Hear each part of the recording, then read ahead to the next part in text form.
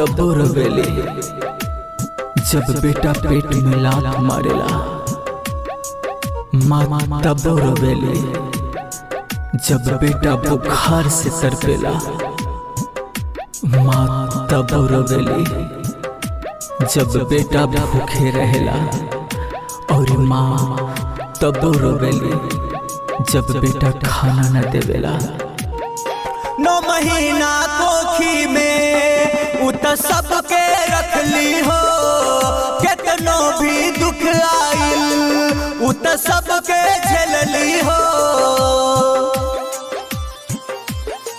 9 महीना कोखी में उत सबके पलली हो।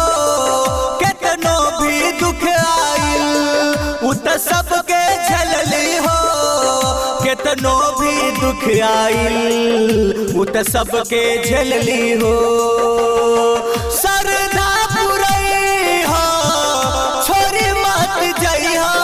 माई से बढ़ के केहू ना होला भैया। माई से बढ़ के केहू ना होला भैया।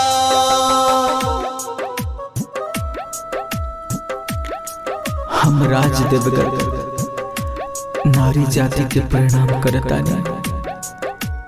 काहे कि वो खुद अपना खातिर कबो न जियली। हर उम्र के पड़ाव में सिर्फ और सिर्फ दूसरे के लिए जियली।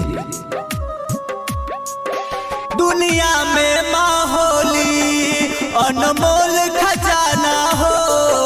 जे करे ना माँ होली सबे मारे दाना हो।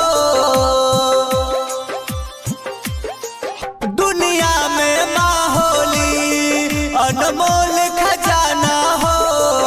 जे करे ना माँ होली सबे मारे दाना हो। जे करे ना माँ होली सबे मारे ताना हो।